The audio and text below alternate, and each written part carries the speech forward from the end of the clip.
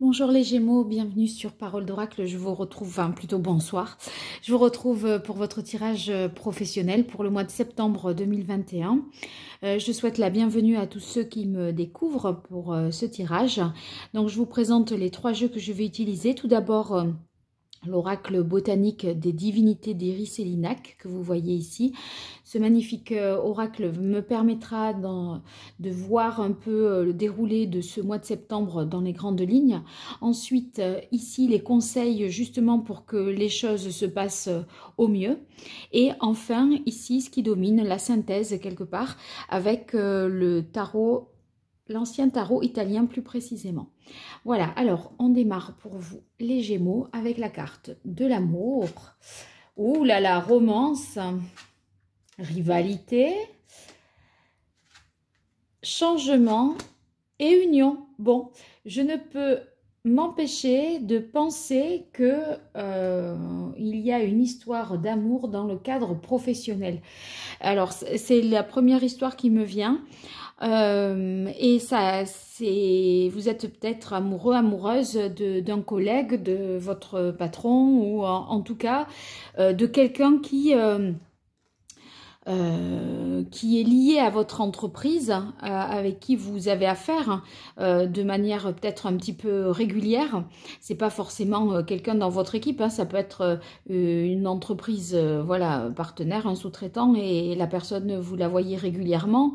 Donc, en tout cas, dans le cadre du travail, une histoire d'amour pourrait commencer, sachant que peut-être certains s'en aperçoivent et voilà, où vous êtes deux sur la même personne et finalement, bon, ben, c'est vous, tant pis pour les autres, c'est vous les Gémeaux qui, justement, voilà, êtes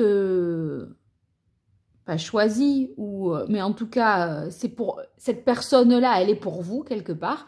Et ça va changer. Peut-être qu'il y avait de la rivalité, mais voilà, de la jalousie, mais finalement, comme c'est vous qui finissez par être en couple avec cette personne, eh bien, il n'y a plus de tension et de compétition, puisque voilà, la palme a été décernée, j'ai envie de dire. Donc, ça pourrait être ça. Ça, c'est la première histoire. La deuxième histoire, c'est peut-être que deux choses rentrent peut-être en tension. Quelque chose qui vous tient à cœur, faire avancer professionnellement un projet qui vous tient véritablement à cœur. C'est pas forcément un choix de raison. Et voyez, toutes les conditions, on va dire, financières, techniques, pour que ce projet soit faisable et se réalise. Moi, j'ai l'impression que ce projet peut se voir le jour à condition qu'il y ait une association, un partenariat ou une aide, je pense, extérieure. En fait, on a l'impression qu'il y a la concrétisation véritablement d'un projet professionnel à condition que, au lieu de vouloir le mener seul, vous le meniez peut-être à deux, ou peut-être encore une troisième possibilité. C'est possible que vous rachetiez votre concurrent. Donc, voilà. Oui, je pense que ça pourrait tout à fait être le fait que vous rachetez votre concurrent, votre principal concurrent, pour accroître vos parts de marché. Bon, c'est intéressant tout ça. Alors, ceux qui seraient à la recherche d'un emploi, là, il est question, avec la carte de l'union, de signature de contrat, de quelque chose d'officiel. Peut-être plusieurs postes qui arrivent, enfin qui vous sont proposés, qui arrivent en même temps, mais en tout cas, s'il y a une multiplicité de postes, on voit que vous arrivez à élire un seul poste. Et en fait, c'est un changement très positif parce que ça débouche vraiment sur un contrat, quelque chose de concret. Alors, poursuivons ici avec l'archange Gabriel de Dorine Virtue. On va voir les conseils. Alors, entre amour et romance, on a écouté la voix de l'amour, mais on ne fait que ça depuis le début. On ne fait que ça. Moi, j'ai l'impression que vous faites un véritable choix de cœur. C'est pas un choix de raison. Vous vous dites ceux qui ont une histoire d'amour au travail, ça m'est égal, quoi. Voilà, c'est l'amour finalement qui décide en dépit de toutes les convenances et de ce qu'il est moralement attendu de faire. Donc, parfait. Et écouter la voix de l'amour, pour ceux qui ne seraient pas dans cette configuration-là, c'est vraiment, si vous hésitez entre deux, faites ce qui vous tient le plus à cœur. Parce qu'entre amour, romance et écouter la voix de l'amour, voyez, s'il y a quelque chose, un choix de cœur, un choix de raison, j'ai l'impression que c'est le choix de cœur qui va l'emporter sur le choix de raison. Entre romance et rivalité, motivation, il ne faut rien lâcher. Parce que vous allez finir par, voilà, les tensions vont s'apaiser, ce qui pouvait paraître de prime abord incompatible, ben vous allez peut-être pouvoir réussir à faire fusionner tout ça. Donc il faut rien lâcher, il faut se battre et pas se laisser décourager par quelconque adversaire. Rien n'est impossible, d'accord? D'ailleurs, le changement positif est là pour vous. Donc, ne lâchez rien, persévérez, défendez vos idées jusqu'au bout. Faites partager votre art. Faites partager votre art entre rivalité et changement. En fait, moi, je pense que ne voyez pas votre concurrent, peut-être, enfin, c'est dans l'idée ceux qui rachèteraient leurs concurrents, voyez. Il vaut mieux peut-être s'associer sous forme d'entente que être en concurrence. Économiquement, c'est plus rentable. C'est pas toujours très légal, mais il y a cette idée, je pense, de s'entendre, de partager, de se diviser le marché aussi, de s'entendre sur qui fait quoi, quel secteur géographique également, ça peut être de cet ordre-là. Et ça, c'est ce qui débouche sur un changement positif. Entre changement et union, continuer, ben, on n'avait pas envie de s'arrêter, hein, je comprends bien. Donc, continuer, ça signifie, ben, vous êtes sur la bonne voie, votre projet, en fait, vous le menez vraiment d'une manière très... avec beaucoup d'énergie, parce que vous le faites de manière très authentique et saine. C'est-à-dire que entre romance et amour, il y a vraiment de la sincérité dans ce que vous faites. Et du coup, l'idée de continuer, c'est ben, voilà, continuer à faire en fonction voilà, là, de vos goûts. Ne vous préoccupez pas des adversaires, des jalousies, des envieux, etc. On a l'impression que de toute façon, votre amour de votre travail est plus fort que tout le reste. Et en tout cas, ça débouche sur quelque chose de très positif. Alors ici, avec le tarot italien, on va voir en résumé ce qu'il en est, quelque part une synthèse.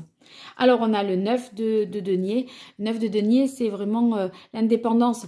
En fait, moi, je pense que vous vous affranchissez s'il y avait quelque chose qui vous tenait et qui vous empêchait d'être libre. Vous êtes beaucoup plus, voilà, vous êtes beaucoup plus autonome et vous vous affranchissez du jugement d'autrui. Là, avec le 9 de denier, c'est une autonomie et une indépendance également financière que vous parvenez à atteindre. Donc ça, c'est très positif. La tempérance et la reine de coupe. La tempérance, elle tombe vraiment sous la carte de la rivalité. Là, je vois aussi en losange, bien sûr. Vous voyez, continuez, persévérez, ne lâchez rien, restez enthousiaste, concentrez-vous. Ne vous laissez pas, comment dire, pollué, perturbé, parasité par des gens qui essayeraient peut-être de vous mettre des bâtons dans les roues. Si eux sont dans la concurrence, vous soyez dans le partage, la générosité, parce que c'est en fait comme ça que vous allez réussir à trouver un équilibre. Regardez, c'est extraordinaire. Là, c'est un peu le même personnage. Vous voyez, on a ici Manta, la carte de la tempérance. On a l'impression qu'il y a deux choses qui ne sont pas reliées, vous voyez, entre ce miroir qu'elle tient et, enfin, je sais pas, il y a comme une dissociation ici. Et ici, on a les fluides qui sont reliés et qui communiquent. Donc, vous voyez, de quelque chose d'exclusif, l'un exclut l'autre, vous arrivez à fusionner, à réconcilier, à finalement tempérer, équilibrer une situation pour atteindre beaucoup plus d'harmonie, en fait. Et avec la reine de coupe, eh bien, c'est tout simplement parce que vous écoutez vos émotions, vos sentiments et surtout, vous écoutez votre cœur. Donc, la reine de coupe, qu'est-ce qu'elle vous dit?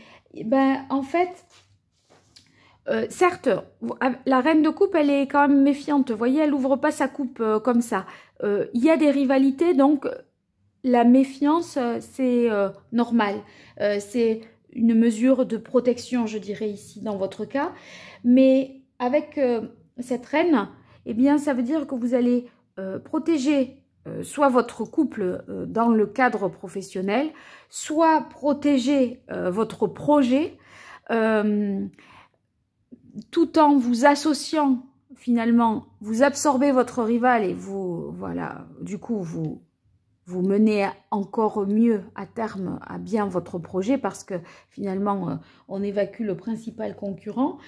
Cette reine de coupe, elle nous dit aussi que vous êtes capable de comprendre, de ressentir, d'harmoniser et de transmettre.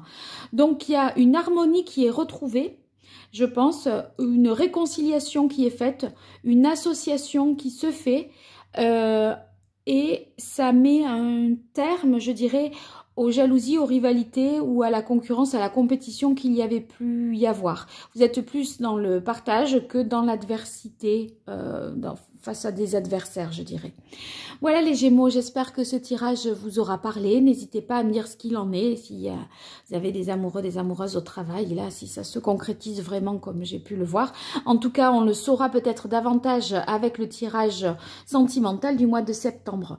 Donc, pour pas le louper, n'hésitez pas à vous abonner, à activer la petite cloche. Comme ça, vous serez notifié de ces vidéos que je publierai. Et puis... bien sûr, partagez, faites-moi des retours, tout ça me fait vraiment chaud au cœur. À très bientôt sur Parole d'Oracle. Au revoir.